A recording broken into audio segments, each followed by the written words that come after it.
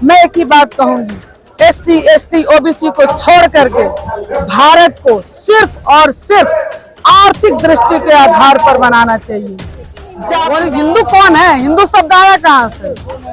सबसे पहले हिंदू का मतलब बताइए कि हिंदू कौन है। आप हिंदू राष्ट्र बनाने जा रहे हैं, आपके हिंदू में क्या सिर्फ ब्राह्मण, क्षत्रिय, वैश्य, शूद्र, डोम, चमार, हरिजन ये सब लोग आ रहे हैं?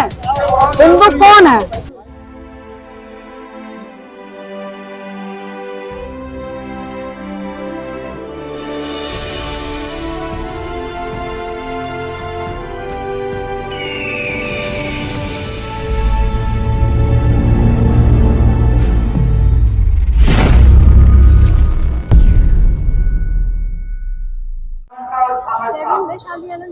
आज मैं मौजूद हूँ संस्था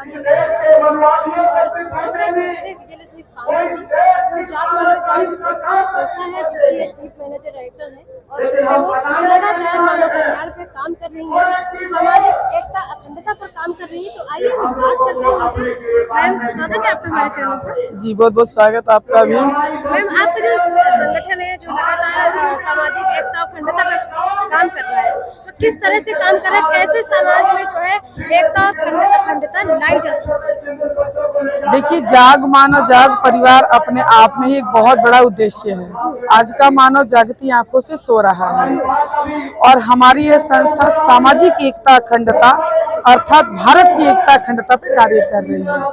अब तक भारत में कई सरकारें आई गई, कई सोशल ऑर्गेनाइजेशन आए गए, कई आएंगे भी, सब अपने अपने तरीके से कार्य कर रहे हैं।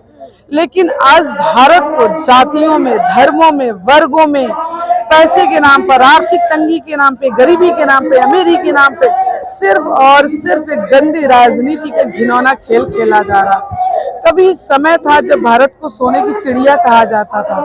भारत में न जाने कितने सांस्कृतिक धरोहर हुआ करते थे। आज हम अपनी संस्कृति से दूर हो रहे हैं। कारण क्या है?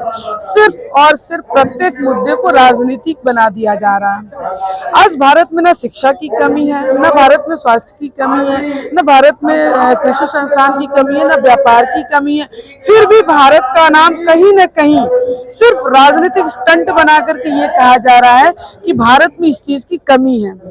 भारत के लोग बाहर जाकर के अपना नाम बहुत तेजी से उभार रहे हैं, भारत का क्यों नहीं उभार पा रहे हैं? तो कहने का मतलब, जब तक हमारा भारत हमारे ही लोगों के द्वारा जातियों में, धर्मों में, वर्गों में बंटता रहेगा, हमारे भारत की एकता और अखंडता को अक्षुण्ण बनाए रखने का जो संविधान का हम शपथ लेते हैं, जो हम पॉलिटिकल साइंस पढ़ते समय हम बच्चे, आज की यंग जनरेशन जो उसमें पहली लाइन प्रियम्बल की जाती है, वो कभी सार्थक नहीं हो पाएगी। इसलिए बेहतर है कि अपने स्वार्थ की लोलुपता को छोड़कर और भारत के युवाओं को, बच्चों को, बुजुर्गों को, चाहे महिलाओं को, हर दृष्टि से एकता और अखंडता को ध्यान में रखना होगा। हम एकता अपने परिवार में निभाते हैं, तो क्या समाज में एकता नहीं होनी चाहिए? अगर हम देश में एकता की बात करते हैं तो पहली एकता आपके समाज से और आपके परिवार से शुरू होती है। और जब तक हम धर्मों में बढ़ते रहेंगे, हिंदू, मुसलमान, सिख, ईसाई करते रहेंगे, हम ये नीच जाति का है, ये उच्च जाति का है। अरे उच्च जाति वाले अपने अपने शहर, अपने अपने आलिशान महलों में शान से रहते हैं, किसकी बदौलत? वैसे सफाई कर्मचारी, उनके घर में खाना बनाने वाले रसोई, उनके यहाँ कपड़े बेचने वाला, आने वाला, उनके यहाँ काम करने वाली नौकरानी, मजदूर, इनके नाम है, रोंगटे खड़े होते हैं। एक बार आप करके तो देखो। इसलिए जब तक भारत में ऐसे ठेकेदार, ऐसे दलाल मौजूद रहेंगे, भारत की एकता और अखंडता को आंच आती रहेगी। आप एक महिला हैं और ब्राह्मण हैं, तो सभी महिलाओं को क्या संदेश देंगे? देखिए, मैं महिला पहले हूँ, ब्राह्मण बाद में हूँ। मैं अपने आप को ब्राह्मण जरूर कहती हूँ क्योंकि ब्राह्मण कुल में मैं पैदा ली हूँ। मेरे माता पिता का आशीर्वाद, मेरे गुरुजनों का, मेरे पितरों का यह आशीर्वाद है। मेरा सौभाग्य है कि इस कुल में पैदा होकर के भी मैं भारत की एकता अखंडता की बात करती हूँ। एक महिला के लिए सबसे बड़ा चैलेंज होता है समाज में काम करना। मुझे बिल्कुल भी संशय नहीं होता कि आज पुरुष प्रधान प्रदेश या पुरुष प्रधान देश कहा जाने वाला भारत, जहां एक तरफ महिलाओं की सशक्तता की बात करता है, वहीं उन्हीं पुरुष प्रधान समाज के द्वारा ये महिलाएं पीड़ित हो रही हैं।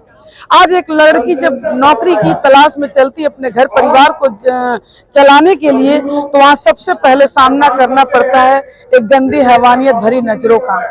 और जब एक लड़की इन चीजों से गुजरते हुए मजबूत होकर के तेजी से आगे बढ़ जाती है, तो फिर वही पुरुष प्रधान समाज उस पर ये लांछन लगा देता है कि जरूर इसका कहीं ना कहीं कोई सेटिंग होगी, कोई चक्कर रहा होगा। मैं भी एक महिला हूँ, मुझ पर भी लांछन लगते हैं, पीठ पीछे लोग बोलने वाले बहुत हैं। मैं आज इस चैनल के माध्यम से उन मर्दों को चैलेंज करती हूँ, हिम्मत है तो किसी महिला के मुंह पे बोल के दिखाओ, फिर देखते हैं महिलाओं में कितनी ताकत है। दूसरी बात, कुछ पुरुष भी है, ऐसा नहीं है पुरुष सिर्फ गंदे हैं, मैं ये नहीं कहती। पुरुष रूपी भैरवी शक्ति भी मौजूद है, जो भाई बहन के रूप में महिलाओं के कंधा से कंधा मिलाकर आगे बढ़ाने का कार्य भी करते हैं।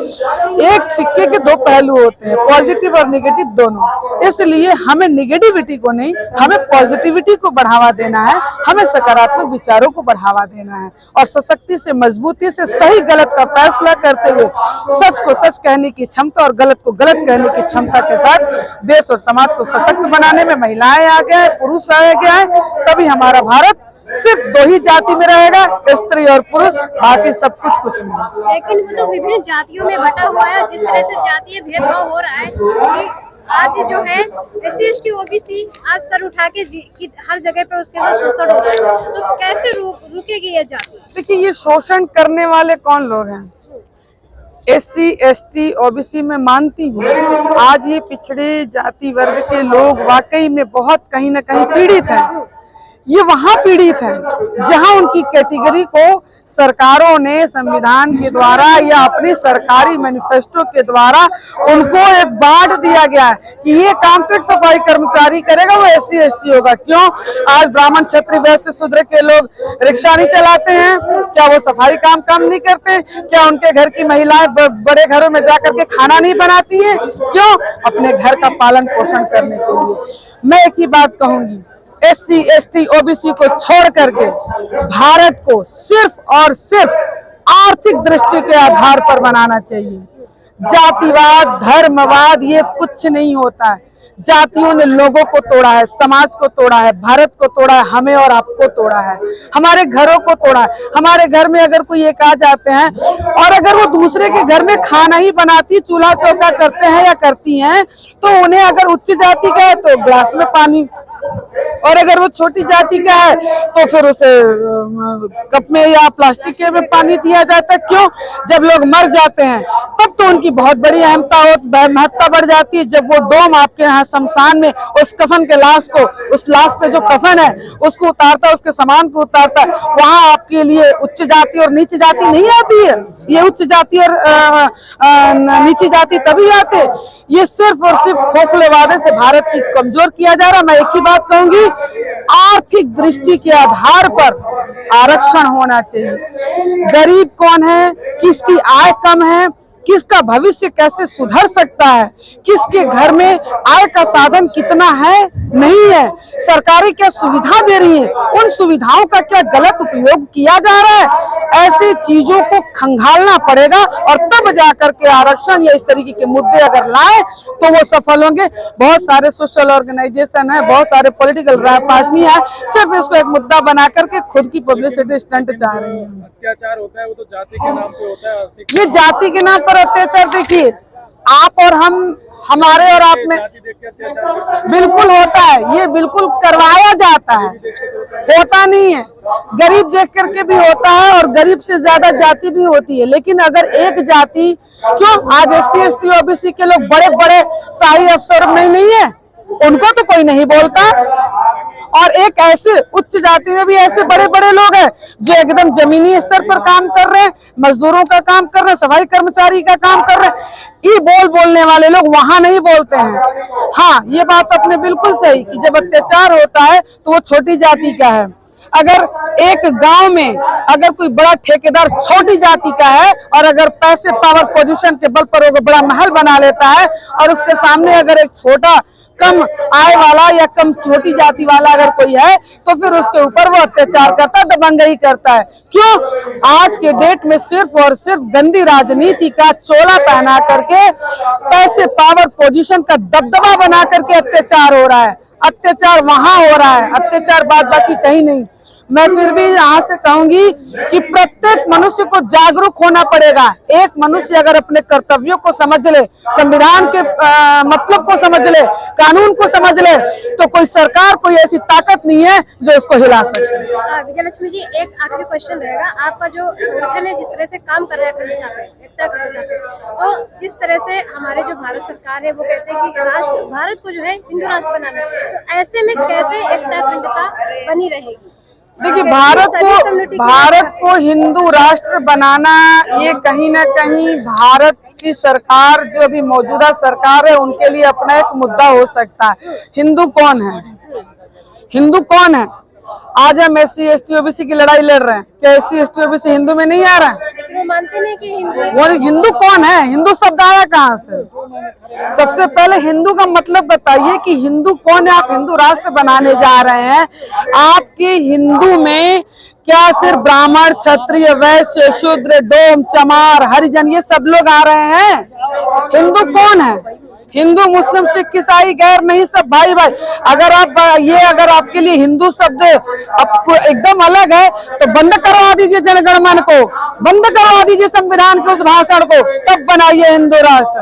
और अगर अपने भारत में इन सारे लोगों को, एक तरफ आप सार्वजनिक सुख की बात करते हैं, सर्वे भवन्तु सुखिनः की बात करते हैं, सर्वधर्म समभाव की बात करते हैं, तो सबसे पहले संविधान की लाइनों को हटाइए, उसके बाद हिंदू राष्ट्र बनाइए, कि ताकि सब लोग सुखी से एक स्तर पर, एक पावर लेकर के, एक समान अधिकार के साथ, किसके संग गलत, किसके संग सही हो रहा, निष्पक्ष न्याय हो सके। जहां न्यायपालिका गुलाम हो, जहां शिक्षा का स्तर गुलाम हो, जहां स्वास्थ्य का स्तर गुलाम हो, वहां आप सिर्फ अपने फायदे के लिए और चंद लोगों की राजनीति चमकाने के लिए ये सारी बातें कर रहे हैं। कल जंतर मंतर पे महिलाएं प्रोटेस्ट कर रही थी कि महिला आरक्षण बिल भी पास होना चाहिए, इस पे क्या कहेंगे? देखिए, बिल्कुल महिलाओं को तो अधिकार मिलना चाहिए। एक मैं महिला हूँ, फिर भी कहूँगी, जबकि हिंदू कोड में अधिकार तो सारे दे दिए। बिल्कुल, बाबा साहब ने तो महिलाओं को अधिकार दिया है, संविधान में भी लिखा हुआ है। बाबा साहब ने संविधान में एक बात लिखी थी, SC ST OBC के लिए भी, महिलाओं के लिए भी, उस समय की देश काल परिस्थितियों के अनुसार 10 साल तक ही वो नियम चलेंगे। अगले आने वाले देश काल समय परिस्थितियों के बाद इस संविधान में बदलाव अति आवश्यक है। लेकिन उस समय के मुद्दों को बना करके आज तक उस पर गंदी राजनीति का घिनौना खेल खेला जा रहा है। महिलाओं को आरक्षण मिलना चाहिए। कौन सी महिला उस किसी भी पोस्ट को अगर डिजर्व करती है, किसी भी समाज में किसी स्तर को डिजर्व करती है, तो उसे खंगाले और उन महिलाओं को आगे बढ़ाने में सहयोग करना चाहिए। एक बात मैं और भी कहूंगी, बीइंग महिला, समाज में ऐसा भी है, मैं ये नहीं कहूंगी कि महिलाओं को अगर अधिकार मिल जाए, आरक्षण मिल जाए, आज महिलाओं को विशेष अधिकार की वजह से क्राइम भी बढ़ गए हैं, हमारा पुरुष वर्ग भी पीड़ित हो रहा है। इसलिए दोनों पहलुओं को ध्यान में रख करके ही कोई कानून बनना चाहिए, कोई संविधान बनना चाहिए, बदलाव होने चाहिए।